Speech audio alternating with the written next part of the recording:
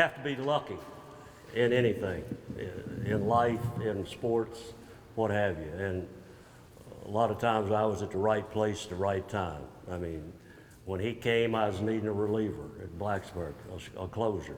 And luck, I didn't know Orvin Kaiser from Skip Dolphinmeyer at that time. So you have to be lucky. But then there's a lot of other things enter into it. Now I'm talking to you young guys. Now you're probably going to hopefully hear some things that you haven't heard before. And hopefully you'll hear a couple things that you have heard. But don't be afraid to ask a question when I start going through some of the pitching stuff up there off the mound. I know a lot of this stuff. I was like Orvin. I grew up, I learned how to play ball. Wheaties, the Breakfast of Champions, put out a little old 10-page pamphlet about yay big that Bob Feller showed how to grip a fastball and how to grip a curveball in. And that was it. I mean, you just wound up and through. You watch guys play. They had a team in Roanoke at that time in the Piedmont League, and we'd go to ball. My dad take me to games, and I'd watch guys, and you just try to imitate them. No coaching. There wasn't Little League, Babe Ruth League, American Legion. Wasn't anything like that. When I was in sixth grade, we had about 5 or 6 guys in the class. We got together, and this was at Montvale, Virginia, and played the team up at Blue Ridge named Colonial High School, their 6th grade team. And we did it. It wasn't any coaching. We just called somebody, hey, we'll meet you up there at Colonial, we'll play you up there this week. Y'all come back down to Montvale next week and play. And that's the way we started playing. So I want to talk to you a few minutes, and I don't want to put you to sleep, but I want to hit on some important things first for all of you kids. Some of you, you're all young. You haven't finished high school yet. You're looking maybe at college. Some of you hopefully be good enough to get a shot in pro ball. But whatever you do in life, whether you're a ball player, whether you want to be a doctor, whether you want to open a car dealership, whatever you want to do in life, when I first heard this, it really hit home, and I want to tell you. More people fail in life because of a bad attitude. Poor, pitiful me. Nobody likes me. Gee whiz, I never get a break. They got more money than I got. Shoot. Bad attitude. Bad marriage. You get married, all you do is fuss and fight. You go to work. Your mind's 11 miles away. You could care less. Financial problems. You make $200 a week and you spend $400. Then you wonder why the man's coming after you, wanting to take your house and all this stuff. And today, probably more than anything else, alcohol and drugs. More people fail because of those than because they lack ability. Ability didn't cause them to screw up. They had the ability, but all these other things entered in, 1 or 2. So you want to do the right things. We talked about, Orvin mentioned me being in ball. I was very lucky to stay in after I finished playing. I played 14 years, and if it was today, I'd never get signed. Because back then, they had a lot of teams. I know I signed with Detroit. They had 13 minor league farm clubs. And today, they only have 6 or 7. But there was no draft, anything like that.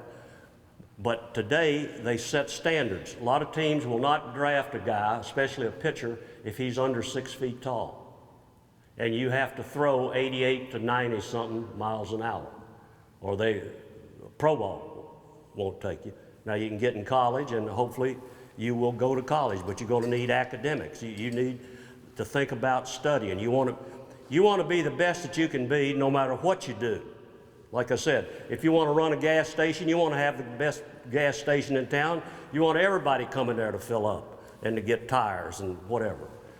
If you're going to be a doctor, you want to be the best that there is. If you want to be a ball player, you want to be the best there is. So the things that come in on that are discipline. We taught this all the time in the minor league organizations that I work for. Discipline. Discipline is doing things correctly all the time, even when no one is looking. You know what's right and what's wrong. I know, I told my kids, if somebody says, hey, let's go out, I know when I was in college, hey, let's go have a few drinks and go over yonder. If I had to think twice, it ain't the right thing. Don't do it. So discipline is doing things correctly all the time. And in sports especially, mental toughness. What is mental toughness? Mental toughness is doing things correctly when you're uncomfortable. Maybe you feel a little sick. You got a game today. You got to suck it up. Give it all you got. Maybe the bases are loaded and nobody out, and you're on the mound and it's in the top of the 7th in high school, and you got to get somebody out. You got to suck it up.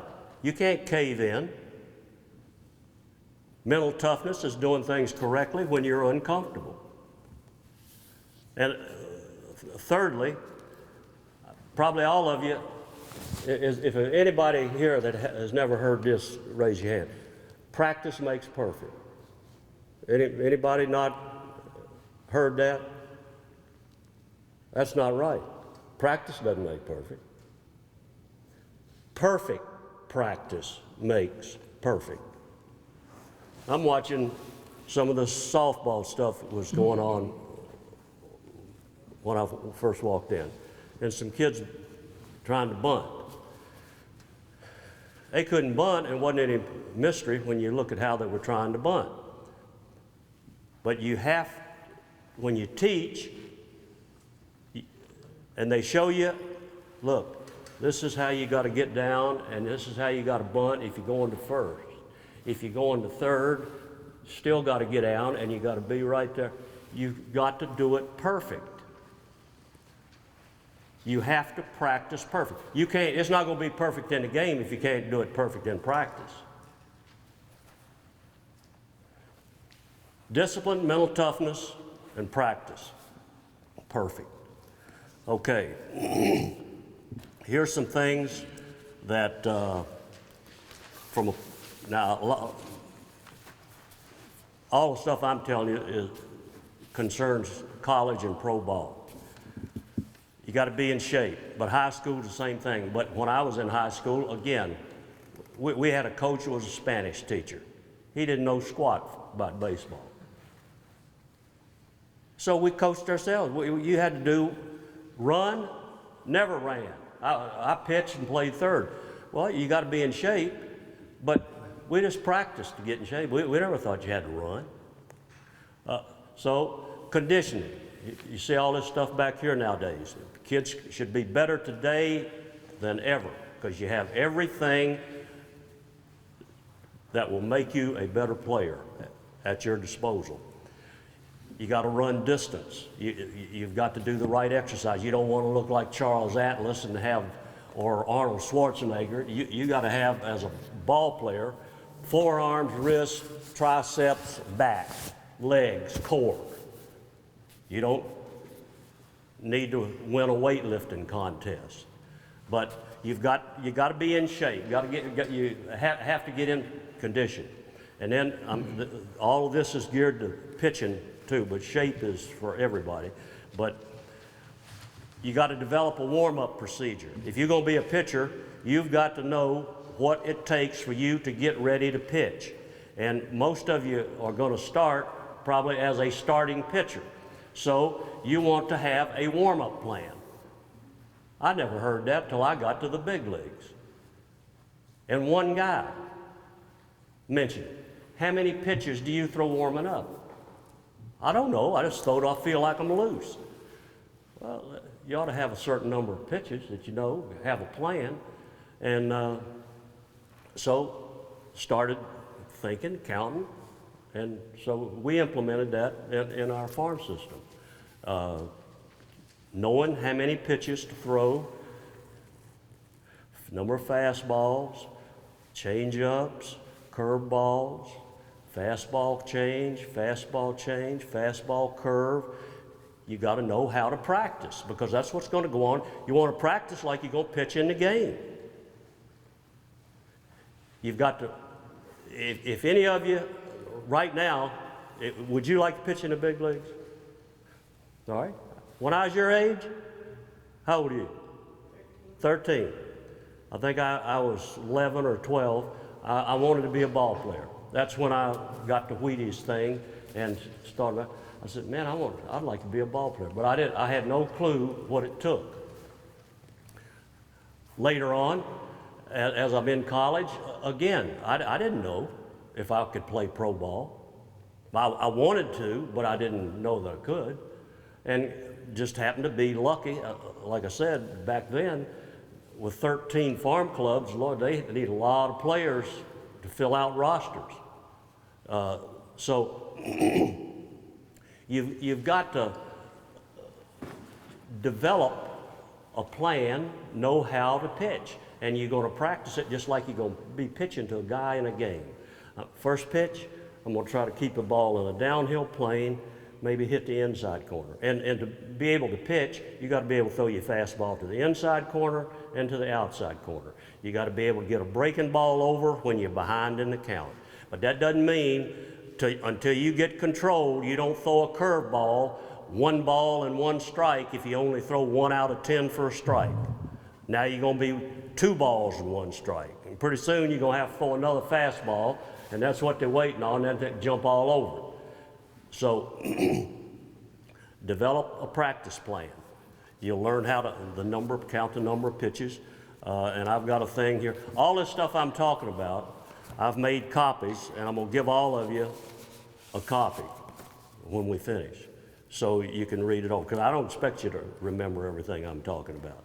There are 3 things in pitching, 3 premises in pitching. Pitcher's job, hit the mitt. He's holding the mitt right there. That's where you concentrate. You hit the mitt. If it's here, you hit the mitt. That's your job. Hit the mitt. Throw in a downhill plane. I mentioned that a minute ago. Hitting is timing. Pitching is screwing up the timing. You have to be able to move the ball around. You have to, if you throw the ball in a downhill plane, it is tougher to hit than if the thing comes in there flat like that. Then I'm going to show you up here on the mound where you stand, demonstrate getting a downhill plane like this and having another angle like that. So there's 2 planes the ball's going through, makes it tougher for the hitter to hit. But you've got to learn to change speeds. So first thing, you're going to hit the mitt. You're going to throw you want to get ahead in the count. You want 2 of the first 3 pitches have to be strikes. That's what you think. I'm going to throw 2 of my first 3 pitches are going to be strikes. So what's the count going to be then, Tyler, if 2 of the first 3 are strikes? 1, 2. 1 ball and 2 strikes. You're ahead in the count. When you get behind in the count, that batting average goes up. So as you get better, you're going to throw 2 of the first 3 pitches for a strike using 2 different pitches. That means if I get ahead with a fastball, maybe I'm going to come back with another fastball, ball 1. Maybe I'm able to get a curveball for a strike. Pay close attention to the 1-1 pitch. 1 ball and 1 strike. You want to throw your best pitch to your best location. What pitch can you throw for a strike the best, and what location? If you can throw your fastball to both sides of the plate, you may be able to hit the inside corner better than you can the outside corner. Been a lot of guys like that. Ball kind of tails a little bit the inside, but you have trouble hitting outside. 1-1, you want to throw your best pitch to the best location. Throw the ball in a downhill plane, get ahead in the count by 2 of the first 3 pitches being strikes. If you're 1-2, 1 ball, 2 strikes, all right, now you do what we call tilt. Say this is a strike zone. You throw tilt, you could throw, if a guy's a right-hand hitter, you throw him a fastball up and in, it might be a ball. But then, and a lot of times I would do that, setting up the next pitch, because the next pitch is going to be low and away. You want to change your eye level to the hitters all the time. You keep throwing balls up and in, yeah, all right.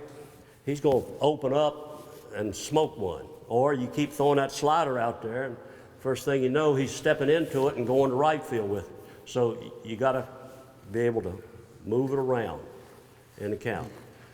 And that's as simple as it is. Hit the catcher's mitt, 2 of the first 3 pitches for a strike, and then when you get ahead, tilt, move the ball. Simple. Do it in the bullpen, you can do it in the game. But that's where mental toughness comes in. I can remember playing with guys in the bullpen. They could have pitched in the big leagues, but they had that white line fever. The minute they walked across that line to the mound, they didn't know what the ball was going to do. You got to be mentally tough, mentally tough. All right, I don't know what you do now in high school. I don't know how thorough the coaching is if you're a starting pitcher. Usually most of you, if you're a starting pitcher, you probably play another position when you're not pitching. But if you don't, or even if you do, you got to prepare pitching. You got to have a plan. And I know how high school coaches use pitchers. And so it's going to be tough to use a plan like this, because a lot of high school coaches don't care what happens to a kid's arm. We've had them in Pro Bowl. What'd you do? This was in college. You know, a guy from Texas said, well, I was a Friday pitcher when we played all our conference games. I pitched on Friday. I'd start on Friday, and then on Sunday, if we were ahead in the 9th inning, I relieved.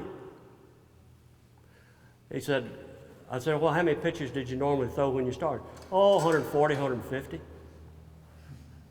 Now he's off one day, and he comes back, and it got him in the bullpen, and then wondered why he came up with a bad arm. He'd already had Tommy John surgery by the time we got him. A college coach or high school coach, your job is to help the players. Help the players. You don't help them by using them like that. You're thinking about old number 1, oh, we got another win. We won another game. We won another game. You got to think about the guy's career, the guy's arm.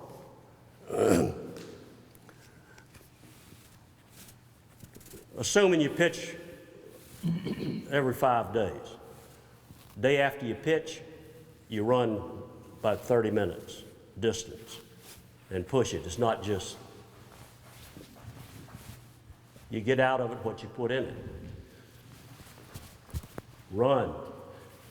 Next day, second day, you throw a bullpen. And when you throw a bullpen, you don't throw like you're pitching in a game. You throw about, it's hard to say 50%. You don't know what 50% is. You got to get the ball up there. But you work on your form and you work on your control. If you're working on a curveball, you're spinning it, trying to get it right, but you're not trying to strike out Orvin. All you had to do is throw it up there, and he'd probably strike out. But so second day you throw your bullpen. Next day, you might come out and long toss. About maybe 30 pitches, you'd start out throwing about 90 feet just to stretch your arm out. And you might work at about 200 feet.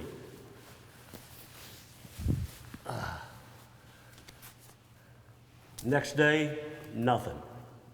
Fifth day, pitch. But you have to have a routine. That's what I'm trying to tell you. But that's going to be up to your coaches. I know in college, most college coaches do have a routine for their starters where they do get a lot of work in between. And like I said, perfect practice. When you do that bullpen session, you're not going to be airing it out as hard as you can, but you're going to be doing everything else the same, all your movements. You can't be, you're normally a high three-quarter guy, and you just lobbing. Perfect practice makes perfect. So think about that. All right, now I'm going to read you a few things. Anybody gone to sleep yet? How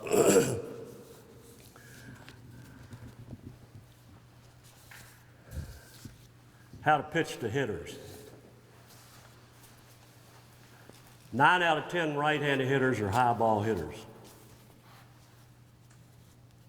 9 out of 10 left-handed hitters are low ball hitters. Why? Don't ask me, but that's the way it is. When right-handed, man, that thing up here, they go get it. But there are exceptions to every rule. Richie Allen, some of you older guys have heard of Richie Allen. I played against him in the minor leagues and in the big leagues. He's a big guy, and he was up here like this, but he liked the ball down. And one of these things I'm going to tell you, in fact, it's the first one. Tall hitters usually have long swings and like the ball low. You see a guy that's got the bat straight up and down like this, he's a low ball hitter. He's not going, even though he's right-handed, he's not going to be able to get that bat down there in that strike zone to hit it as easily as when he can drop, as they call it, dropping the head, pow, right through there. So, but most right-handed, until they prove to you that they like it down, keep it down. Right-handers. Left-handers, Orville and I were just talking. You watch on TV, left-hand hitters, they like it down, but you can, guys that throw cutters or sliders, I've seen it, it's unbelievable. They throw the ball, like here's the plate. That ball comes in here, about right there, and it starts going down and in, and it almost hits them, and then they're just hacking over that thing like crazy. I don't understand it, but it's just, that's why they're left-handed, I reckon. I don't know. But usually left-handed hitters like the ball down, but for some, they will chase that bad stuff because they like it so much. But usually I pitch lefties up and in, usually. Short hitters, little guys, they're high ball hitters. They're not going to hit the ball down that well. They got a compact swing, and they like the ball up. They don't, when you hit, you don't want to have your head bobble around too much. Hitters with wide stances. And let me tell you this, I don't know, in college you will if you go to college, high school. I don't know, do the teams that come to play y'all, do they take batting practice before the game? There? All right. When the other team takes batting practice, you want to watch the hitters. Watch what hitters do. Some guys will be up there and he'll be right up. I know this cost me, it took me all year one year. Finally, it was a left-handed guy. He was right on top of plate, and I'm saying, I'm going to pound the ball in on him. He can't hit me in. He did. He kept whacking it, and finally, I watched the last series, the guy was like this, and he went like that. So he was opened up, and all these things in here were like money from home, man. They were great.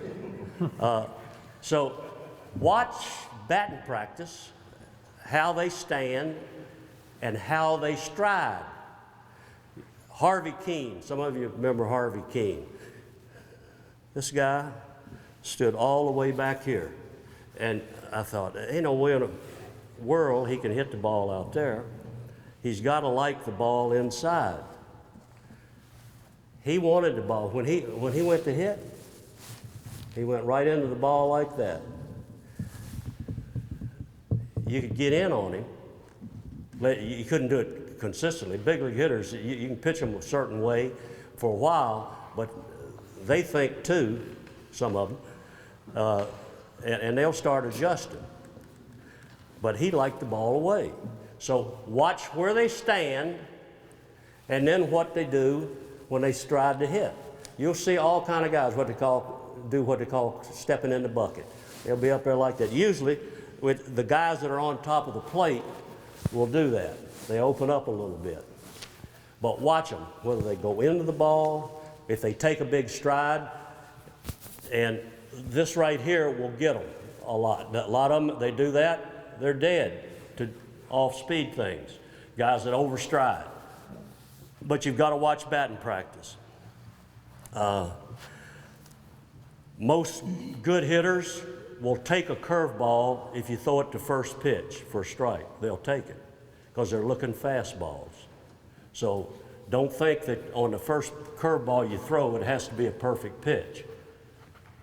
Just, you want to make it be a strike. If you're going to throw it your first pitch, you're trying to get ahead, make sure you get it over the plate.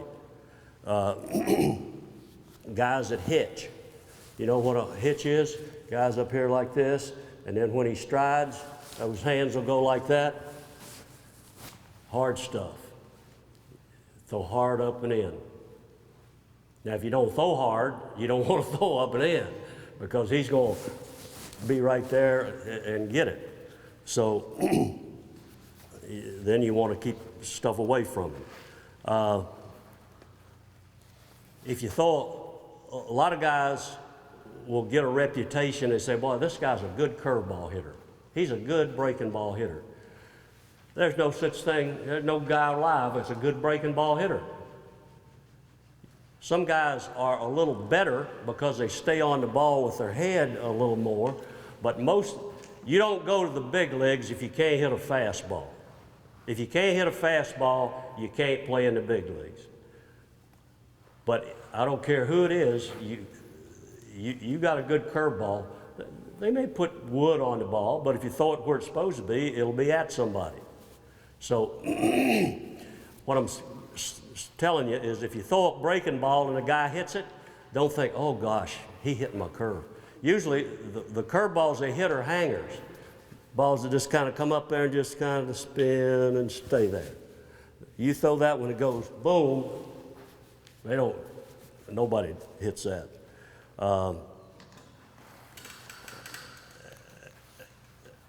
And here was one I had to get over. Little guys that bat first or second in the lineup, little bitty guys, could run. You always say, don't walk that guy, he'll steal second. Man, you can't put that guy on base. So you wind up, all you're doing is throwing fastballs to him and you wonder why he's hitting 300. You gotta, just because he's a little bitty guy, they don't hit breaking balls either. You got to throw the same thing to them as you throw to Josh Hamilton, who was hitting all the home runs there a minute ago. You got to use all your pitches. Things that you want to develop. And I'm going to show you some pitches when you come up here to throw. You want to develop a fastball. Let me see.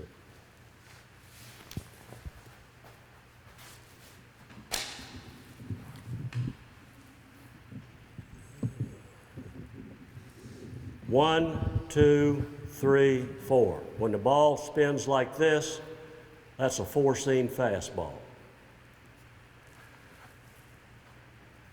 And it's gripped across the seams like that. When you get the ball between the seams, either like most sinker ball guys, catch it between the seams on these 2 seams right here. They're between the seams with it. The same thing is kind of like this. That's still a 2-seam fastball. This one is a straighter pitch. You got to throw it. You gonna throw 4-seam, you better be throwing 90 plus, because otherwise it's like batting practice. Now, not in high school. You throw 80 in high school, 4-seam, you're all right. But sinker ball is a fastball where when the guy throws the ball, his hand rolls over the ball like that, and it comes out like this. I don't know how many of you watch Atlanta. They're on a lot. And Tim Hudson is a sinker ball guy. And he's right between the seams, and when he throws, he's coming out like that, and the ball's kind of, it just goes down. But you want a fastball that you can throw to both sides of the plate, then you want a breaking ball. Now, breaking ball, you're talking about curveball. When I first learned anything about baseball, there was no such thing as a slider at that time.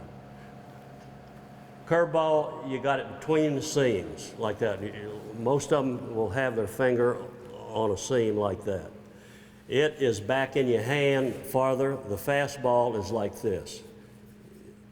Curveball is like that. And your fingers are together on a breaking pitch. On fastball, your fingers are spread. 4-seam or between the seam.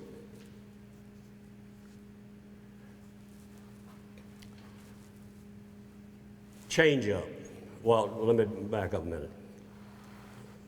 When I first started with Detroit, they said if you have a curveball, we don't want you messing with a slider, because they teach them to throw it almost exactly not the same, but I'll explain it in a minute. Slider, they will catch it like that, and instead of throwing the ball like this, they throw it like a football, just like you're gonna throw a pass. Right like that. And the ball will break about that far, but a lot of them they're getting their wrist into the ball too, and they're going like this, so it's going like that. And really most of them are curveballs, but they call them sliders. Most every time, I know when I would visit our minor league clubs and I'd see a guy, and I'd say, well, what do you throw? Well, fastball, curveball, slider, change. I said, oh, let me see your curveball. He'd throw a curveball, and it'd be like that. I said, all right, let me see your slider. Like that. Same pitch. I said, well, the Tigers said no. If you got a good curve, don't want you messing with it. So I didn't learn a slider till real late, and then it was more like a cutter. Change up. Now we show you how to throw a change up. I wish I had my career to do it, because I could never throw a change up, because nobody ever showed me this. They said, just grip it like your fastball, and then hold it real light, and let your arm just be kind of floppy, like that. Don't put anything into it. Well, if you slow your motion down, that's like sending a telegram to the hitter. Well, watch him when he just does nothing. That's a changeup, so stay back. So then a guy showed me what they call a palm ball, where you catch it with these 2 fingers, and you throw it and it just kind of comes out like that. It's hard to control. Then a split. I didn't mess with this, but they said catch it with these 3 fingers, make a circle. They called it a circle change, like that. And when you throw it, it's going to come out like this. forget it. Don't learn that. That's not what I'm going to show you. Hard to control. There might be 1 in 10 that had a good changeup like that. All right. So then, I don't know, 10, 15 years ago, how long, changeup has kind of revolutionized pitching. You need a changeup. Guy said, hey, you throw your fastball like this, bring this finger up on the ball, you got this one on the side, and pull the first finger on the side and catch it just like you're going to throw your fastball. Right like that. And you can't throw it. All right, throw it. Throw it. They'd have a gun up there, and if you threw your fastball 90, it'd be 90, and you'd throw this thing, it'd be about 82, something like that. Let it go. All these good guys today that have good changeups are throwing them like this. That has, and they're throwing it like a sinker. They come out here and they roll over the ball. Ball's kind of spinning like this. And so when it gets up there, it's not going 80 miles an hour like this, it's going 80 miles an hour like this. So that has made all these guys that have good changeup. This guy Madsen used to be with the Phillies that just got signed with Cincinnati. Got a great one. He's a fastball changeup guy. That's all they throw now, fastball changeup. He might throw one slider a month.